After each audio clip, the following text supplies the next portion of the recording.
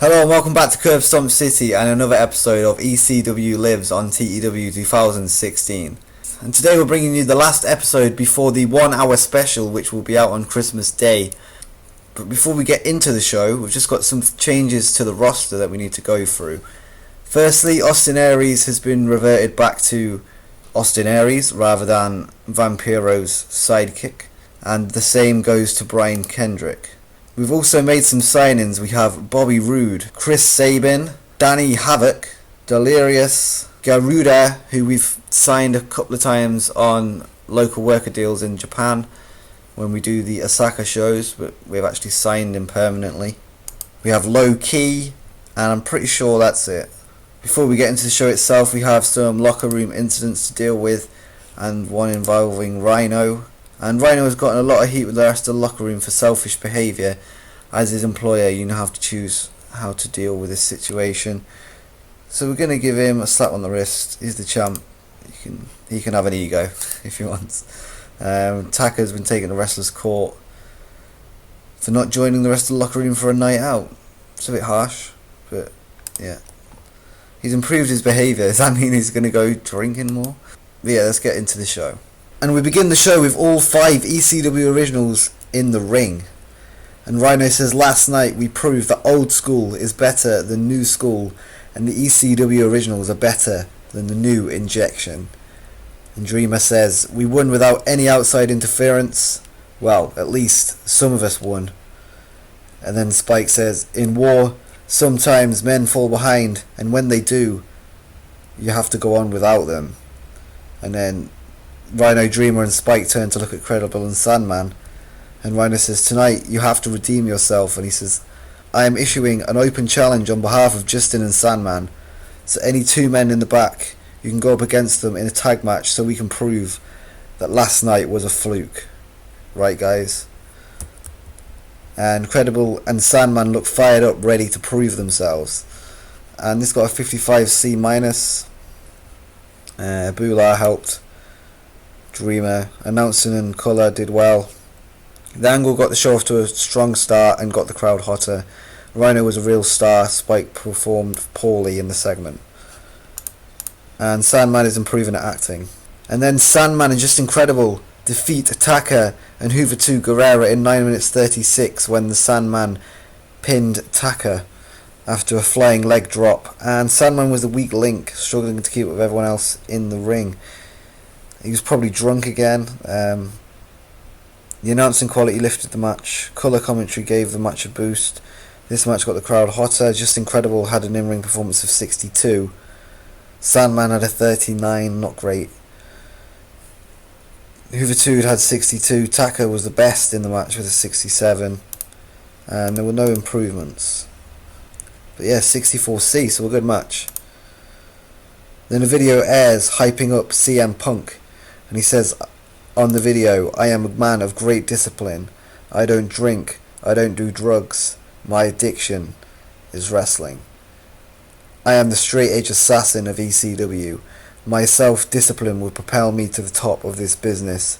Tell me I'm wrong, and I'll try 10 times harder just to prove you wrong. And 56C minus for this Punk promo. I'm basically hitting the reset button with CM Punk, and we're going to try and get him over in the mid-card before we get him ready for the main event. And yeah, this is just back to basics. Who is he, and what does he stand for? So yeah, I think that worked well. 56C minus. And then CM Punk defeats Chris Sabin in 7 minutes 41 by submission with an arm triangle choke. And this did really well for Chris Sabin's first match. He's debuted his show stealer gimmick and got a very good. Chris Sabin and CM Punk have great chemistry and it showed in their performance. The announcing and Colour did well.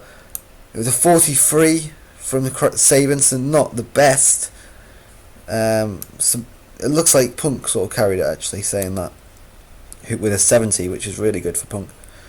And yeah, 66C plus. But yeah, good start for Sabin. That should help his reputation quite a bit. I think it was on 10 in the tri-state beforehand, so let's check after the show. And then in the battle that had good wrestling and decent reaction from the crowd, Vampiro defeated Kaz Hayashi in 6 minutes 25 by submission with a guillotine choke. Just put another W on Vampiro's record. 77 for Vampiro, 59 for Kaz Hayashi, 66C+. Good match. And then after the match, usual, lights go out, Angel and Vampiro disappear. Lights come back on, they're not there anymore. 62C. Then in the main event, a rematch from November to Remember. Minoru Tanaka gets his rematch for the Junior Heavyweight Championship. And he's won, but by count out, following an interference from Just Incredible and the Sandman. And it looks like they're trying to win back the respect of their ECW Originals. And yeah, they've helped Spike retain. And 72 for Tanaka, 44 for Spike, and the storyline continues. 68C+, so that's a good main event. And this show increased our popularity in 18 regions. Hopefully we've done enough to please the broadcasters with a 65C. And it looks like we have, because I haven't had an email. Just Incredible's contract's ending, so I've just offered him a new one. We finally beat the 2 mark. We got a 2.02 TV rating, which is good. And Juventud Guerrero wants some momentum. He has been jobbing a little bit, to be fair. We'll see what we can do, but I can't. He's not really in the plans at the minute. But let's check Chris Sabin's popularity now. And he's still 10. But he has gained popularity in other regions. So let's give him the auto push. He was opener. And now he's lower mid card, so he has actually risen, which is good. And over the next few shows I want to debut some of these new people. But yeah, Chris Sabin, who's a good start for him. I did try and find Alex Shelley, but he hasn't debuted yet, so I couldn't form the Motor City Machine Guns just yet. But I like Chris Sabin on his own anyway. So, and Just Incredible has signed his new contract, 1,800 per appearance, so we'll complete that. And before we get into the show, we have a locker room incident to deal with, and Taka has turned up late, breaking the rules. So I'm just going to give him a warning. And he's seen his personality get worse as a result. Not great. And we start the show with 2 pre-show matches that aren't on TV, just for the crowd. And Doug Williams debuted his high society gimmick and got a paw. He didn't do great here. Doug Williams got 14, Chris Sabin got 29, and they didn't click at all in their performance. A 24E, so not good. An abysmal pre-show match. And there were no improvements, so that's a bit of a failed experiment. Doug Williams doesn't look good at all at the minute. 24E. And then a bit better in a pre-show match that had subpar wrestling and little heat. Low Key defeats Tajiri in 4 minutes 39 by pinfall, and he has debuted his martial arts gimmick and got a very good. And they don't click, and it showed in the performance. And Low Key got a 32, Tajiri got a 49, 45D overall. Not great, good job it was on the pre-show. And then in a battle that had decent wrestling and little heat, CM Punk defeats Bobby Roode in 9 minutes 42 by pinfall with a Pepsi plunge to open ECW Revolt. And this is just to give CM Punk more momentum and Bobby Roode a debut. And he debuted his obnoxious gimmick and got initial rating of above average, so not too bad.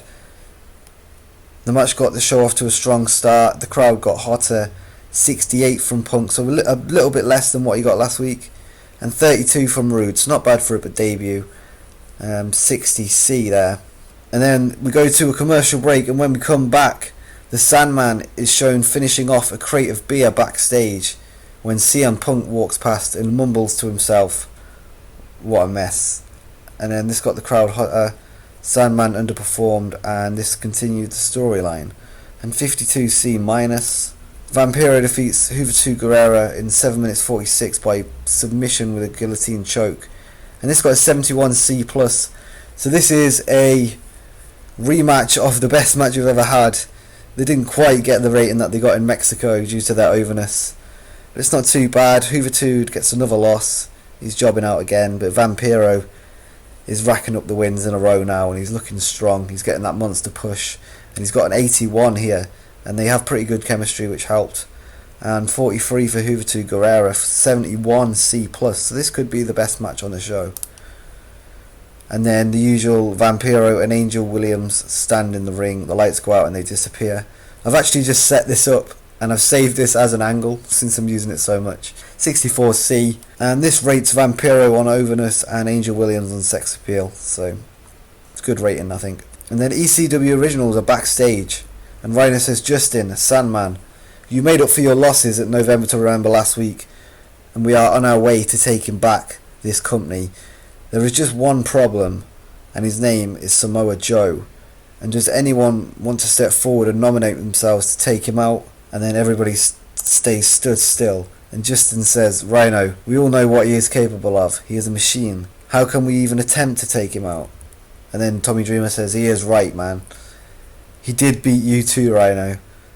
I don't think he can be stopped. And then Rhino begins to look angry, and he says, we have to do whatever we can. He has to go.